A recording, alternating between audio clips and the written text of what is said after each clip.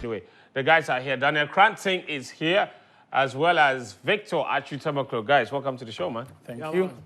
Yeah, all good? Yeah. Yeah. You did not have a good weekend. Arsenal lost, so I know that for sure. Please, I did not ask. How is Arsenal losing going to, or how does it affect my weekend? You predicted they would win and they lost. It doesn't mean I'm emotionally attached to it. I don't care. Okay, you don't care. Okay. All right. The team has shishid ye. It's not we talking about that one. People are leaving. Edu has left. Anyway, but we'll have a conversation. But this guy. He's an agenda man. The agenda. What is going on at Arsenal? People are leaving after they started losing. But on a more serious note, if Anslot just walks into the Premier League and wins the Premier League before Arteta, Arsenal need to have another conversation about Arteta. What is this? We're not talking about Arsenal, though. We'll talk about Arsenal a little later on the show. But first, remember, I told you, we'll start with a big story. And that story is that there's a Ghanaian high jumper who is risking expulsion from the United States of America for owing school fees in his final year. His name is Evans Kadmayamoa. Now, you saw him during the African Games. He won the gold medal. He turned the crowd on. It was unbelievable performance from him with all his celebrations with the Commonwealth students and what have you. Now he's left with a few months to finish school. They took his scholarship away from him, and he has to pay the fees or else he will be expelled from the school. And he will not be graduating, and he will not have a degree. We spoke to him on Friday to explain exactly what his situation is, and this is what he told us. So we'll show you that video, and then we'll come back here and unpack some of the issues that will emerge from there. That began, I had 1 year of eligibility to do sports for my university, and my scholarship was depending on this eligibility. Since like I'm an athlete, they will pay for my tuition and everything. However, when there was a change of management, this eligibility, according to the NCAA, I had like 6 years of school. So they strike out the eligibility I had, which made my tuition taken away from me. I tried solving it with the management up here. At least I've spent 2 years up here, so at least I should pay my last semester remaining so I could graduate from school. However, as I said, their hands are tied. We did everything we could, but my scholarship couldn't be granted since there was a change of management. And I've tried other means of getting money to pay for my tuition. All these means have not come by so easily. Like nobody has responded so far. I've tried all I could and all I can. So in short, like my scholarship was taken away from me, and then there's no way I could pay that tuition on my bill right now. So that's why I reached out to you to see if there's any way, any means possible, I could get at least some sort of funding to pay for my tuition to graduate this semester. And this is your final year in the university. You mentioned, just for those that don't understand, the whole concept of eligibility and the school saying that you have 6 years of university. You started, take us through your university career. You started here at the University of Ghana, did how many years before you transferred? How did you end up being in university for 6 years instead of the usual 4? Can you explain? Yes, so I graduated from the University of Ghana in 2022. And my then-time coach, Christopher Goodwin, reached out to me and was like, hey, we need you to come compete for us. So initially, I applied for a master's program. But the school did its review and everything. They were like, all the transcripts I transferred wouldn't be applicable here. So it would be advisable for me to do 1 year of undergrad before I roll over to a master's program, which I agreed and came up here. We came up here and I had 1 semester of track. So I did the 1 semester of track and they found like loopholes in my transcript, as I said. So they applied for an extra year for me to compete, which was last season. So adding up to the 2 years I've been here and the 4 years in Ghana makes 6 years. They realized, okay, it's been 6 years of schooling and not 6 years of track. So that's how come my eligibility got taken away. And that is because the U.S. has there's a rule, and the NCAA has a rule. You cannot be a student athlete for more than 5 years. Correct. And because you already did 4 years here, they assume that that was 4 years of school. Even though you weren't necessarily competing for the university, they still assume that you were. And so you benefited. And so an extra year in the U.S. was all that was needed. And then after that, you were done. There was no way of renewing your scholarship. Did you always know that this would happen, or what kind of hope were you hanging on to that perhaps it could be renewed? It was kind of a shocker, because all this while we knew with my coaches that I have like an extra year, which is this year, to compete for the university. So after we came to Ghana, we did all the games and all that, came back here, and there was a change of management. That's where everything went south. When there was a change of management, my old management had my University of Ghana transcript and the University of Central Missouri transcript. But the University of Ghana transcript wasn't in the NCAA portal. But since there was a change of management and they handed over every document, the new management decided to put the University of Ghana transcript into the system, which kind of like affected everything. So in the portal, it was just the University of Central Missouri transcript that was in there, which granted me like an extra year of eligibility, which would have seen me through my final year of schooling. But as I said, when management got changed, the new management decided, okay, this is all the documents we have in hand, so we're just going to turn everything in and clean our hands of this case. And that affected my eligibility. So about 3 months ago, when the semester began, all right, I had so that's what it is. A really unfortunate situation. And I'm sure a lot of you remember this guy and how much joy he brought to your homes during the African Games. Probably was the biggest star or revelation of the African Games with his Sioux celebration after every jump. And now he desperately needs help. We need to come to his aid. He says he's written to several quarters, including to the Ministry of Youth and Sports. So far, no response. We here at Joy Sports are coordinating efforts as well to try and help him. So if you have a way of trying to help him, do reach out to us. My email is on all my social media platforms. You can email me.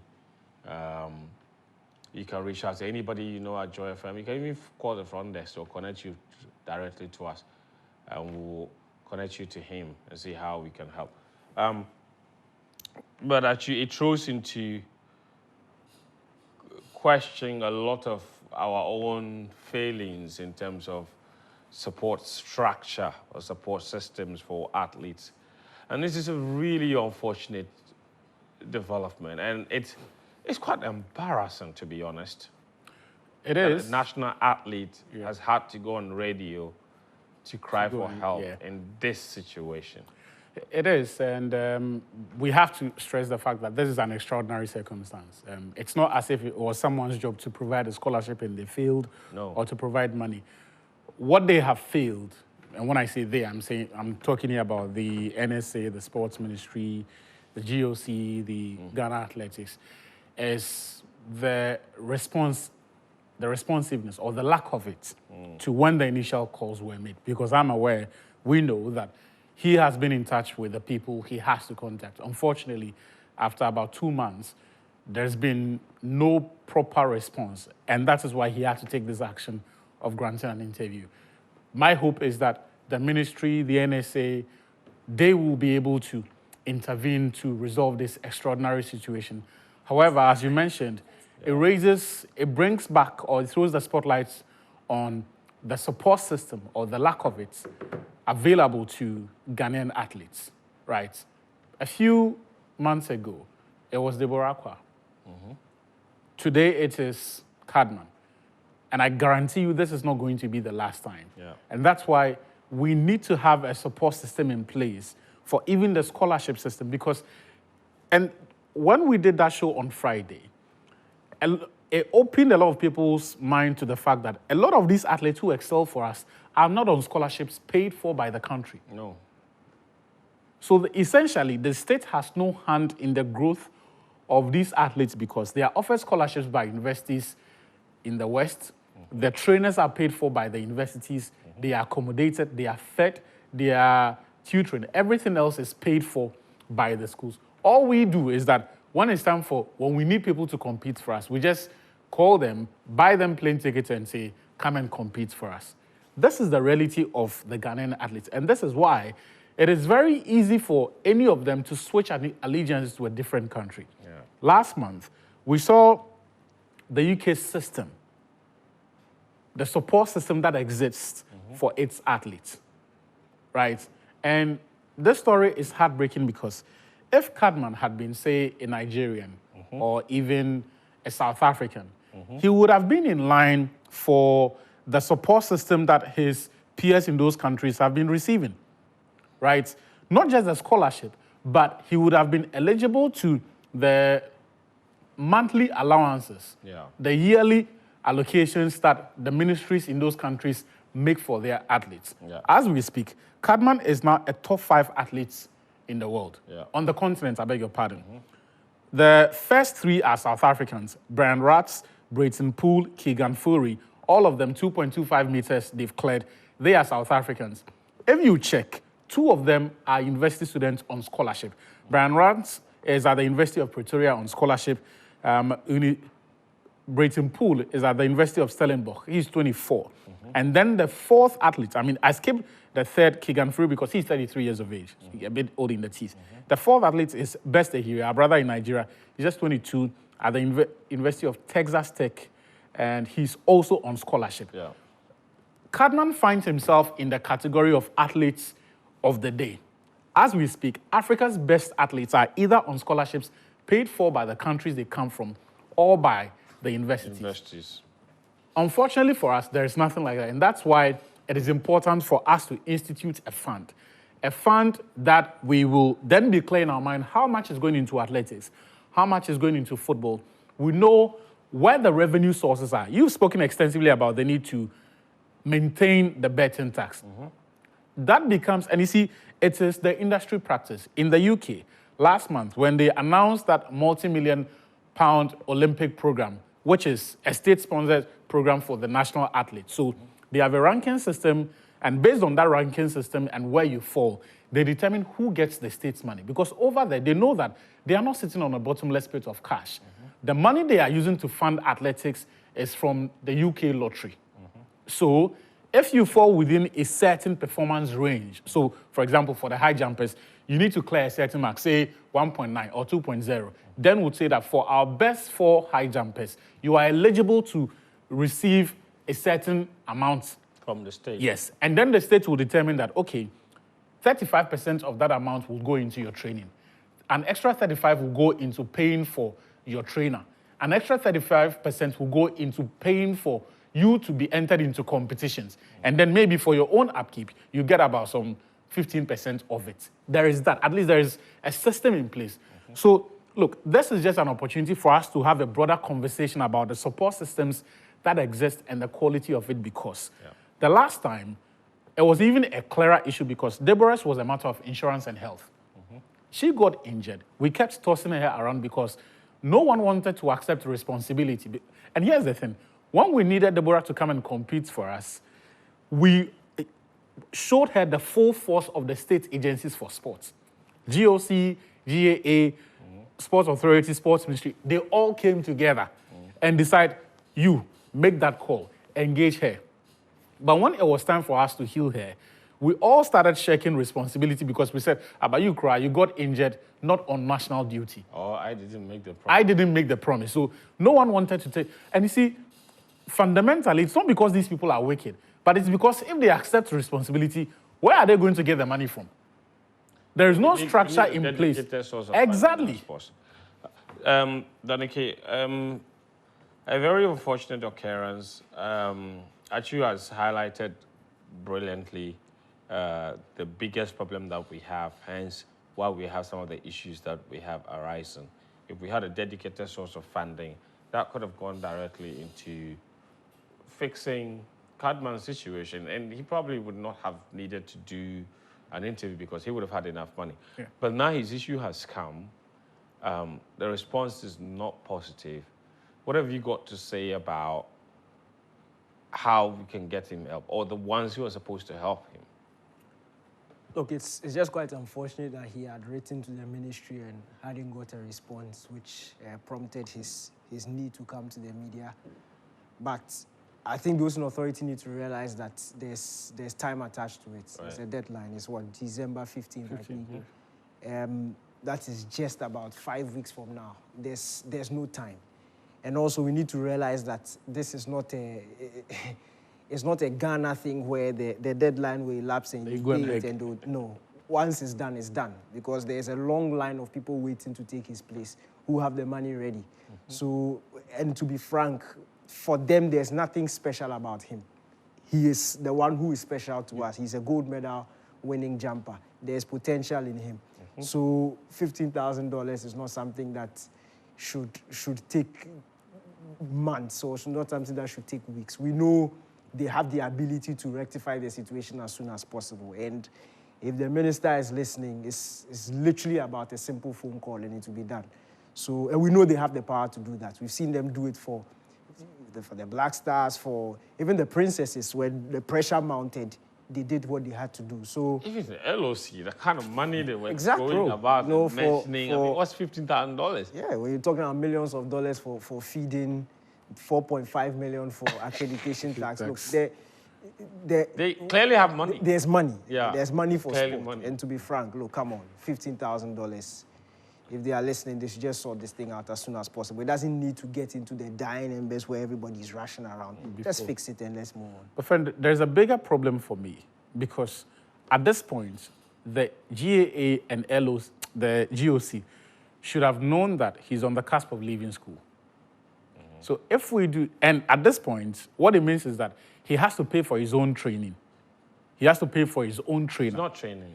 I'm saying that when he wants to, or if he wants to, he has to bear the cost, because now the school is you're off the scholarship. The school is no longer paying. So now what's more important to him is finishing the school. And I'm saying that for the next international events that we need athletes to represent us, is it that the GOC and the Ghana Athletics have decided that, you know what, we've moved on from Cadman because no one is paying for his training, no one is paying for him to be in shape, and so we're just waiting for the next athletes. That's what it is.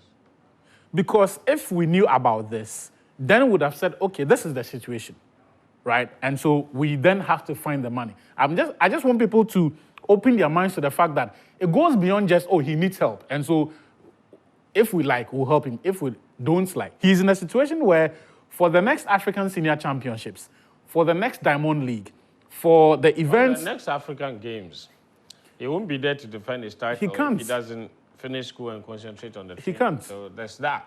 And all that chest beating and you've won the record medals won't happen again the next time around. And if it was a source of pride for you, then you should be concerned, because then that pride would be gone without his gold medal. So there's that. There's a bigger implication. Anyway, so we will keep our eyes on that. And even here at Joy Sports, we will make our own efforts to try and get Cadman help. Now, though, let me take you to Europe. That's where the action in the Premier League took another twist. Every weekend, it keeps changing. This time around, let's go to St. James's Park. That's where we'll begin with, where Newcastle United humbled Arsenal and Mikel Arteta by winning 1-0. Here are the highlights. Let me show you the full results from the Premier League this weekend. The biggest result certainly belonged to Tottenham Hotspur, who came from a goal down to win 4-1 against Aston Villa. Look at that. I'm not sure a lot of people saw that coming. But also, Jordan Ayew came off the bench to score the equalising goal for Leicester in their 1-0 draw against Ipswich.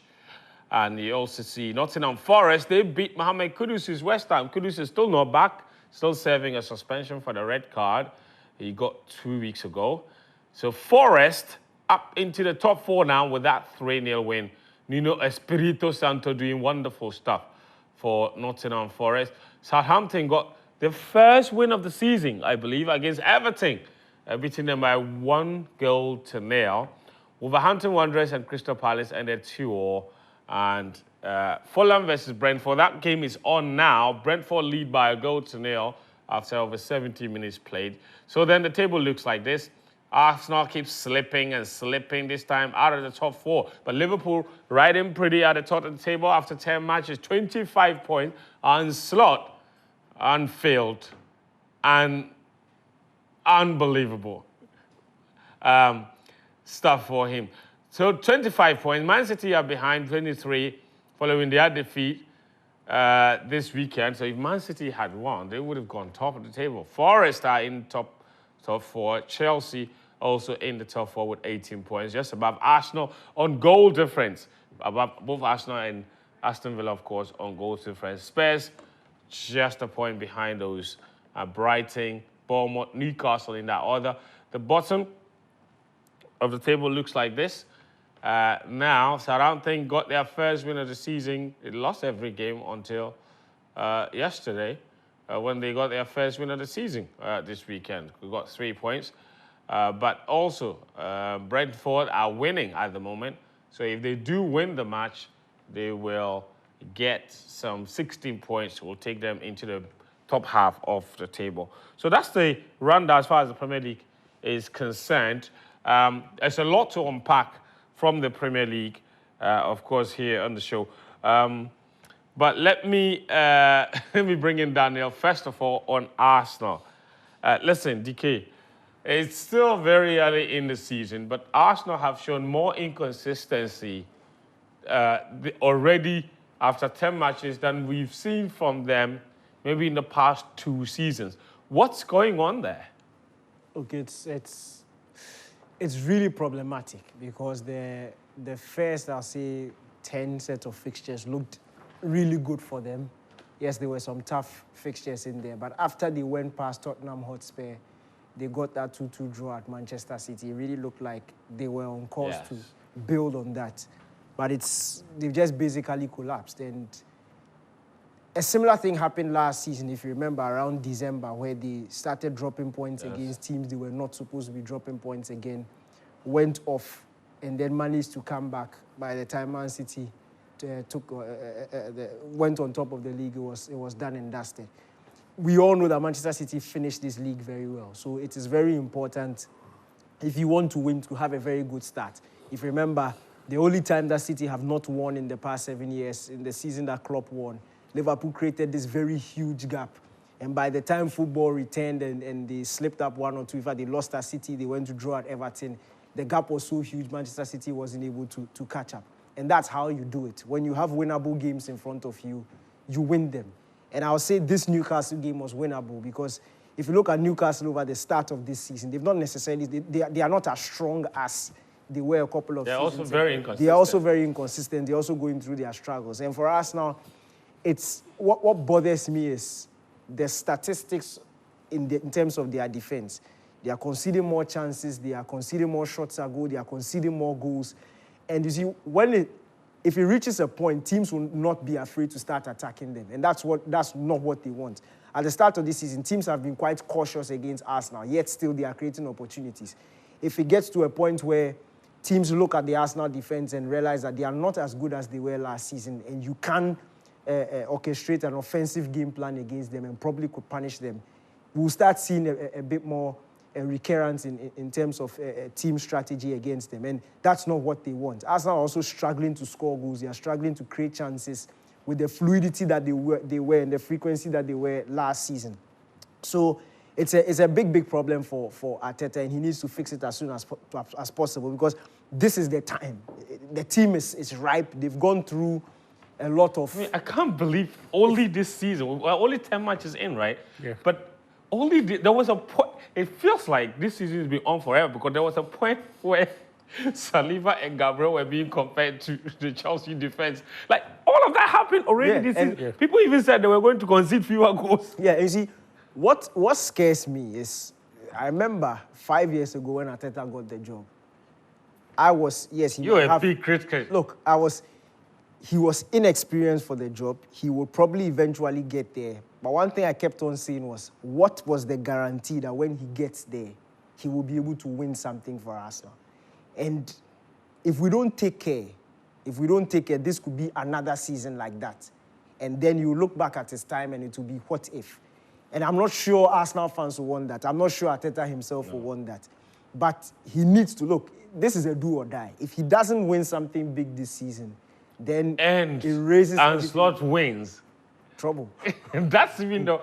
And that goes back to the argument we had here, I think, 2 or 3 weeks ago about Ten Hag delivering 2 tangibles and Arteta delivering progress. Yeah, that argument is always down to consistency. If you are always challenging and not winning, that's that the point. But the manager, you made the right point. Challenge a couple season, then you start winning. Yes, but you just made the point that kills Arteta about the fact that is he a man that can turn consistency into winning? Yeah, that is the ultimate question. Because I think Arsenal have gone through that period way too many times, where they consistently were in the top 4, but they were not winning, and people started calling them top 4 FC. I think the last few years of Arsene Wenger, it was like that. Yeah. So Arsenal are very used to being consistent for a long time without winning. I think what they need or want now is to convert that into victories. And to be fair, Arteta has brought them from a very dark place, if I'm not. Maybe for want of a better expression. But also, I don't think the current generation of Arsenal fans are used to competing for the title regularly and not winning. Even the Cesc Fabregas generation, that was an outlier. 2009 was about the only time they came really close. Every other time, it's been top 4 consistency. The issue for me here... Yeah, but that's what I'm saying. But before Arteta, there was no top 4 consistency. No, there wasn't. No, that's what I meant. Yeah, there wasn't. Actually, I want you to talk to me about Slot and Liverpool. Everybody kept saying they hadn't met a top team, they would lose. Then they played Chelsea and they beat them. Then they played Arsenal and got a very good result. Obviously, they didn't win, but they got a very good result. And Slot famously or infamously said, I don't know how people took that, he said before he came to England, everybody kept telling him how there were no easy games in England, and then all of a sudden they were. And I'm thinking, But so he was talking back to those who said Liverpool are playing easy games. I know. Yeah. So I'm saying that he knew what he was saying. Yeah. And his team is backing it up. And every weekend, people expect them to drop points, and they don't. And they've been tested in different ways against big teams, defensive teams, attacking teams. They've shown character. They've been behind. They've taken the lead. They are unbelievable. So where he gets credits is the fact that he's not necessarily deviated from what Klopp was doing. At least the base for what he's doing was laid by Klopp. But he's taken that, while not playing typical Klopp football, he's introduced a bit of control, but doing that while still getting the consistency and the results. Because the football is still good, right? They will not dominate you for 90 minutes. They will not control the game for 90 minutes.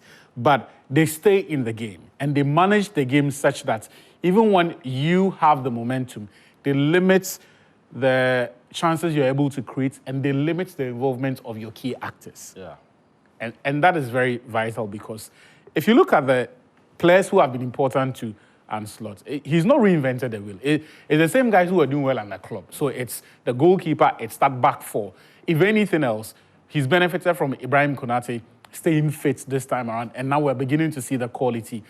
His introduction of Gravenberch is perhaps the new variable that he's introduced into the midfield. But it's still Mohamed Salah. It's still Trent when the team is attacking. Only that this time around, Trent is not being as expansive, right? He's not allowed to take as much risks or as many risks as he used to under Jurgen Klopp. Otherwise, the games that they are winning are games that are expected to win. But you also have to be fair to him and say that they don't look as open as they did under Klopp. Right. Yeah. They are not conceding as many chances as they were before. But there is also something to be said about the fact that the games they are winning are games that you expected to be winning. Yeah, but that's the thing about the Premier League. Games you expect to win are not really games you win. No, but not for Man City. Last season, the performances that we saw from Liverpool, against Chelsea especially, are things that you would expect that at this point, when Chelsea have gone through another managerial change, and at the beginning of the season, we really did not expect them to come this, even as well as they've done. The pre-match conversation was that Liverpool are favourites. And that game, in fairness, went according to script. If there was one game where I felt they perhaps ought to have dropped points, it was against Wolves. But it was all within an 11-minute spell. All the chances and the half chances that they conceded, it was within... Give them a lot of credit for the draw against Arsenal. How much credit did you give them for that? Last weekend. I think they managed to shut down Arsenal. Because and I know people are going to reference that, Newcastle have also done it because they limited the chances that Arsenal could create. But any team that does that deserves credit, right? Because they managed to keep out all of Arsenal's best creators. Yes, there is something to be said about the fact that Partey was playing in an unfamiliar position. And maybe if Diaz... maybe if Diaz had been a bit more effective, because look, no matter what you say about Partey doing well at right back, I don't think any winger worth a salt. I mean, the elite wingers are going to go through 90 minutes. They may not necessarily dominate you all through the game, but you would expect that by the time the game is over, they would have one telling moment, and that may be what wins them the game, right? So I'm going to give him the credit and say, look, he shackled Arsenal for 90 minutes, made sure that they got a result, and that was a game they didn't necessarily have to win. All they needed to do was to get a result from that game. Do you think they have it in them to win the league, Liverpool? I haven't seen enough to make that. Look, the whole time he was talking, I just knew that you was not convinced about at the start of the season. No, not that. Because I personally thought that this Liverpool team, maybe Slot will need some time. Yes, he's a really good coach. Yeah. But look, we can't keep skipping the obvious. They faced Arsenal, they faced Man United, they faced Chelsea. Look, they are facing very good teams. And you might say they are winnable fixtures, but others are playing those games and aren't winning. Arsenal faced Brighton at home, didn't win. Liverpool won. Yes. They went away to Arsenal, a direct title contender, and they got a very good 2-2 draw. Yep. Now, when you look at Chelsea, when they didn't even play well. They didn't have to play well to beat Chelsea. Chelsea went to. In fact, you look at the Chelsea-Man United game. You look at what Chelsea is doing this season. Chelsea went away to Old Trafford, didn't win. Liverpool went to win 3-0. It was easy. Yeah. How many big games are there in this first half of the season? It's left with Tottenham, it's left with Manchester City. That's it. If you look at the way they are playing, does it really tell you that they are going to... Those are two games. No, yeah, but also, look, in the narrative about the Premier League. Actually, I want to hear from you. Why are you so unsure about Liverpool? Like, you say you haven't seen enough. Why? Yeah. Like, what do you want to see? At the beginning of the season, I mentioned that the key match winners for them, in the season when they've not won the league, it's been that bend after January, when it looks like Salah is not the guy who's replicating the form he had at the beginning. What Salah is doing it now is what he typically does. So, if I get it, so you're concerned that when the goals dry out, it will dry up. And here's the thing: and no one else will step up because they have last season between February and April. Dashing man Darwin Nunes scored 1 goal. And that was the season Liverpool were challenging for the league. Under Klopp. But it's different. That was under Klopp, yes. And I'm saying... Who attacks incessantly and wears out the players. And this manager has introduced control, like you rightly said. Yes. Where the players conserve a lot of energy. And you still think they'll burn out. And I'm saying that, let's get to the point where I see the other... Because for every big game that you talk about, it's still been Salah. Let's get to the point where we see them, the other match winners, assuming responsibility, right? And then because look, for all that we are saying about Liverpool now, which credible team have they played? Arsenal. Chelsea are not the standard. Man United are not the standard. They are not. They are not the standard metric for measuring the quality of a team. If we are going down, this is a league, right? Yes. And these are the direct competitors.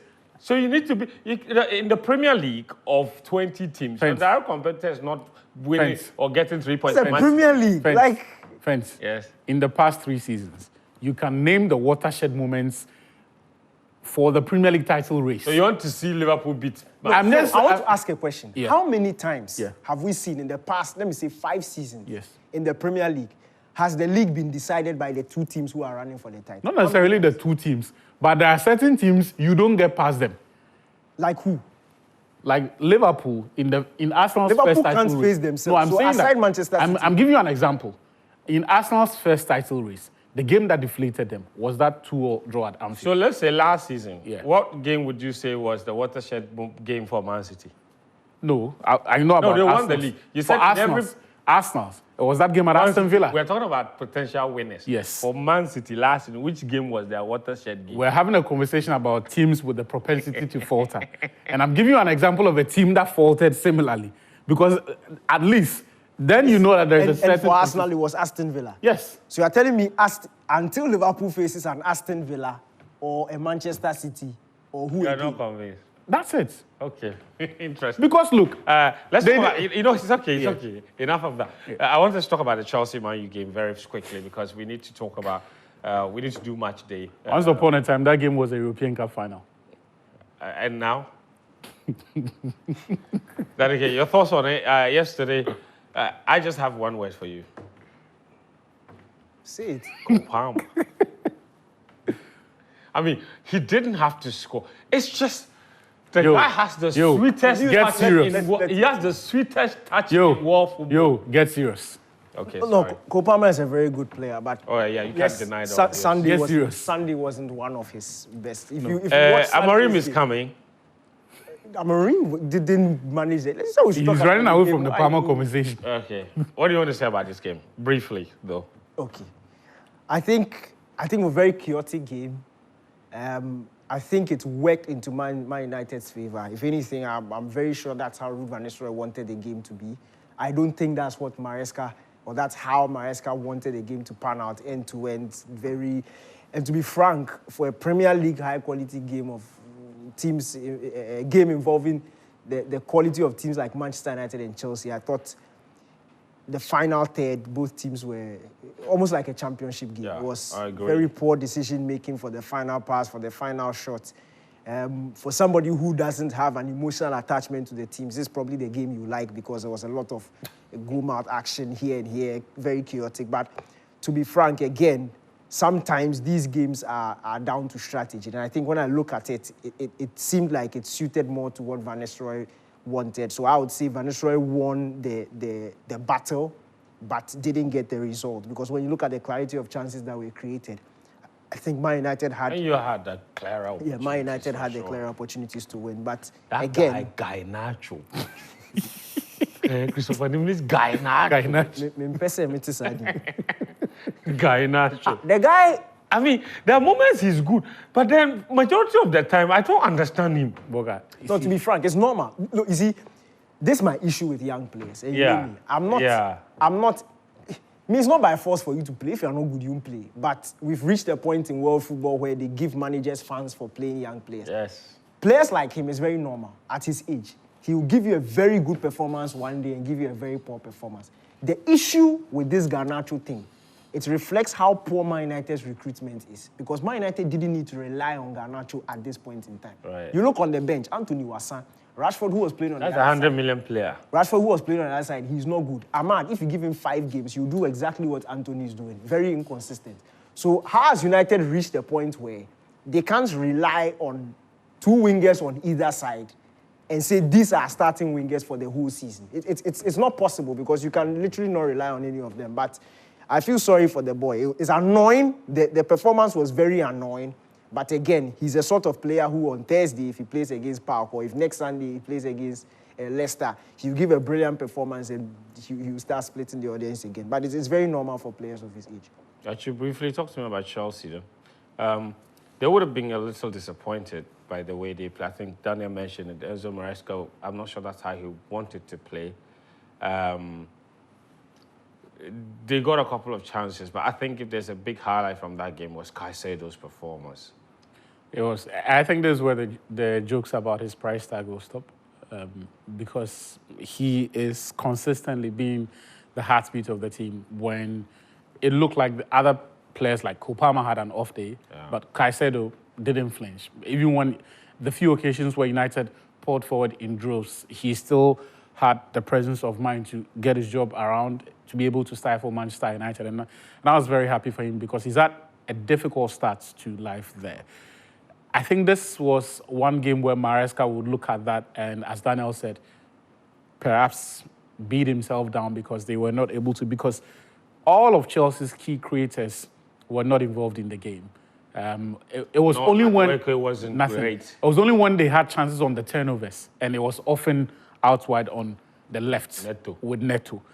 And I don't know if it was deliberate, but I think it was something Vanessa will be very comfortable with, knowing that Chelsea's threats have either come down the right side or through Cole Palmer. And so the fact that Maresca, for 90 minutes, noticed that his regular outlet for goals in terms of chance creation as well had been shut down and still couldn't do that for me was a bit worrying, especially because Manchester United are not the most well-drilled side tactically in the Premier League. If there was one game where Chelsea would go into, as far as the big games are concerned, and fancy their chances, Man United at this point will be one of those. And for me, it's a shame that they couldn't take advantage of that. And to be fair, it was an improvement. Last season, when they went there, they got hammered. Did they not? Yeah, game of basketball as well. I've seen this debate a lot. I don't know if you guys have seen it, mostly among Chelsea fans, about what midfield combination works. And it's mostly about Enzo, Fernandes, and Caicedo, or Lavia and Caicedo.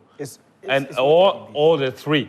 Because I've seen a whole thread about how Chelsea don't create enough when Enzo doesn't play, but are also defensively very susceptible when Enzo plays. So something has to give. Look, honestly, I don't think it's a debate. I don't think Chelsea look very efficient when Lavia is playing with Caicedo. Palmer has his freedom to roam about the half space. Is that true though? Yes, they do. Look, to be frank, Enzo Fernandez is a very interesting case because I think I've reached a conclusion because of the price tag and the emotional attachment. Fans are seeing things that don't exist. Every pass is now calculated as important because the speed of the pass and the weight. He's not, to be frank. He's not extraordinary. Enzo Maresca is not stupid. He's not stupid. To be putting him on the bench and relegate him to what I call the Chelsea team B, the Conference League team. If he's starting more, at the beginning of the season. Yeah, if he's starting more games in the Conference League at this point, it should tell you something. It's true. Chelsea are a bit too porous when he plays, and they don't create as much. That's the issue. The difference between their offensive strength when he's on the pitch and when he's not is not that much. But the difference between their defensive solidity when he's on and when he's off is huge.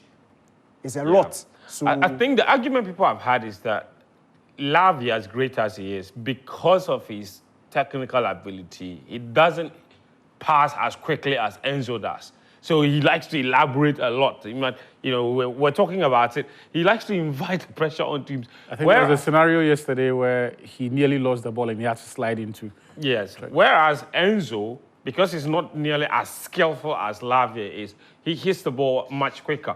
And so maybe sometimes when he plays, Chelsea tends to be quicker in transition. I'm not sure. But like Daniel said, the margins are very small in terms of what advantage he gives you and what compensation has to give for this or for that.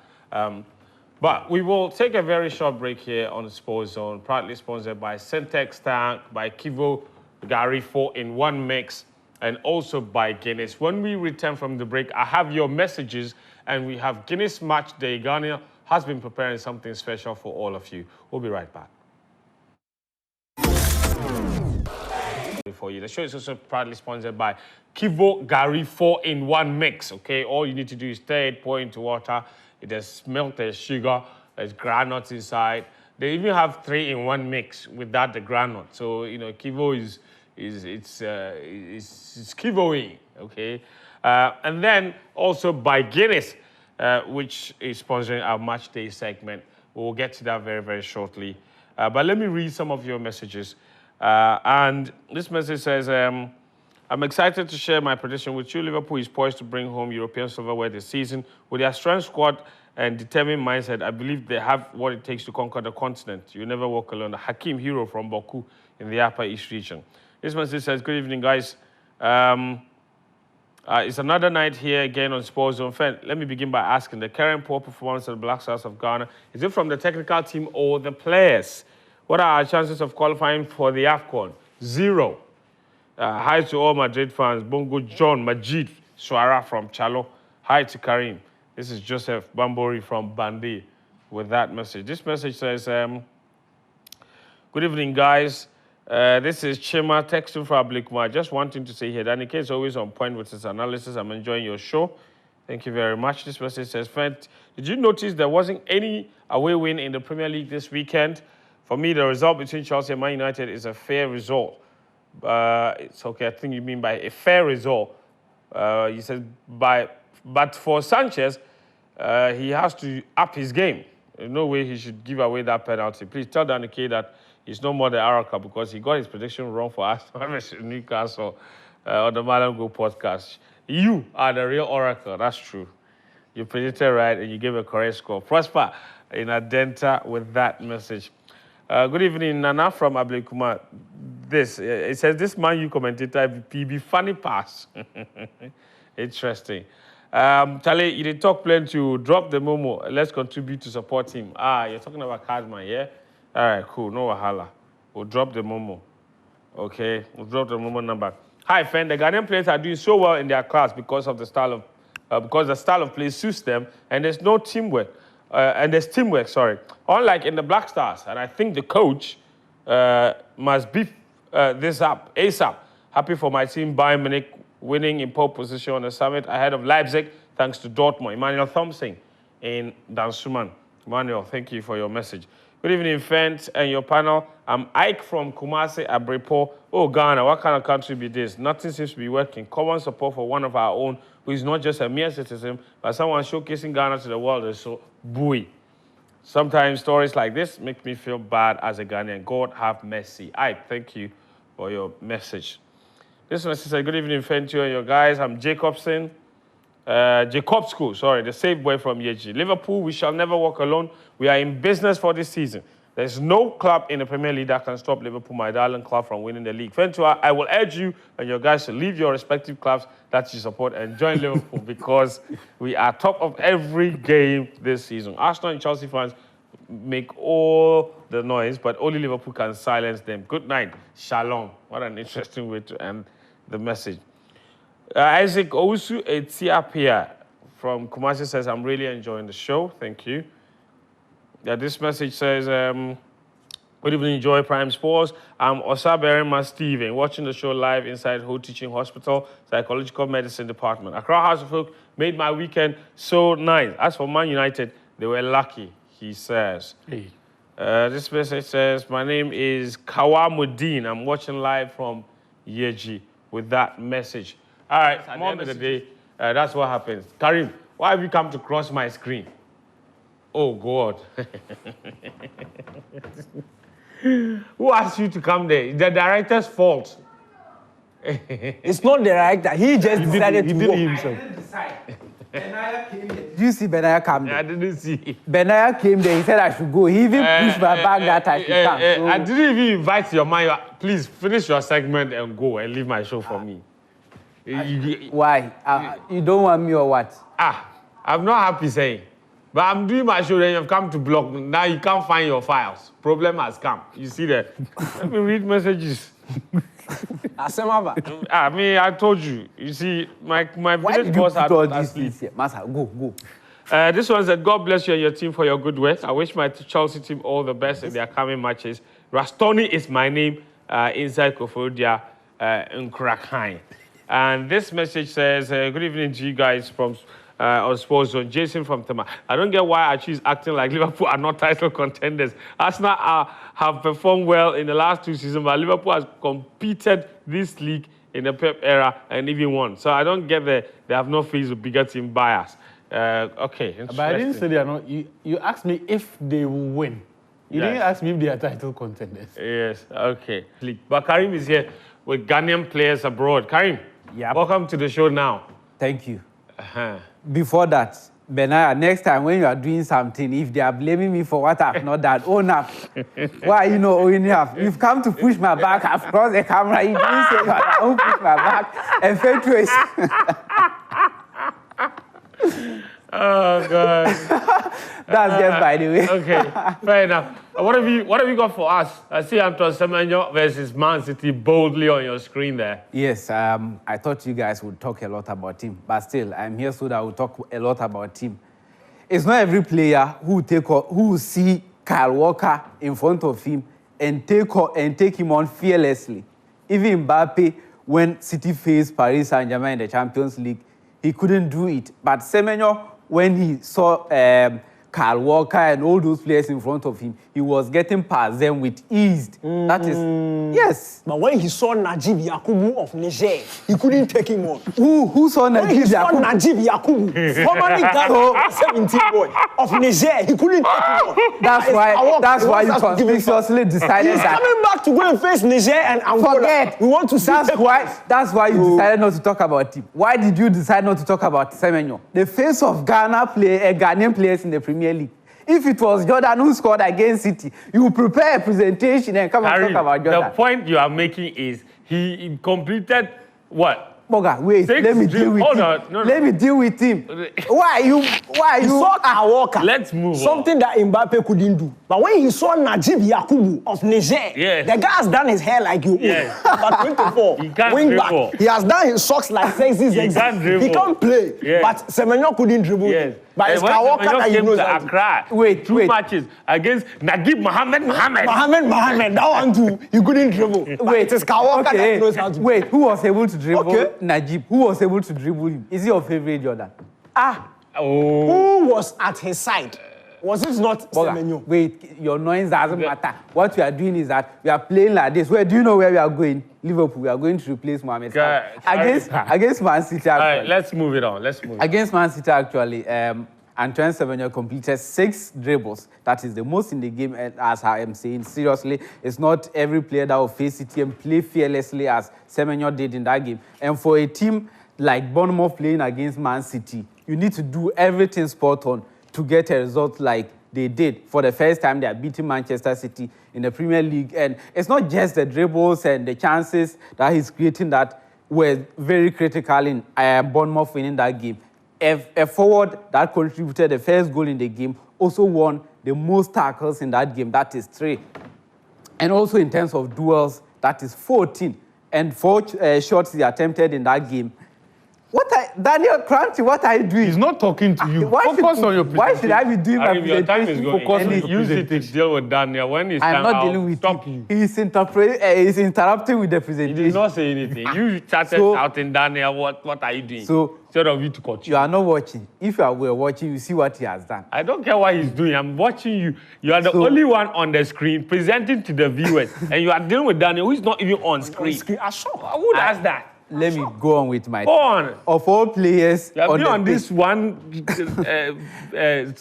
graphic for how long? It's my major point. It's my major point. When I'm dealing with it, why wouldn't he allow me to do it with peace and go? You have 2 minutes left. Yes, I will still do what I want to do.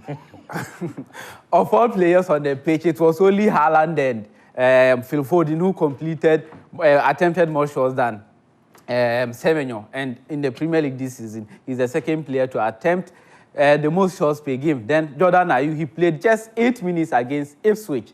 And in the 94th minute, he scored a special goal, which is the equalizer for them. And he played just 8 minutes, but he was a player that has attempted the most shots, that is 5. In those minutes? In those 8 minutes. Wow. And also, that's his expected goals.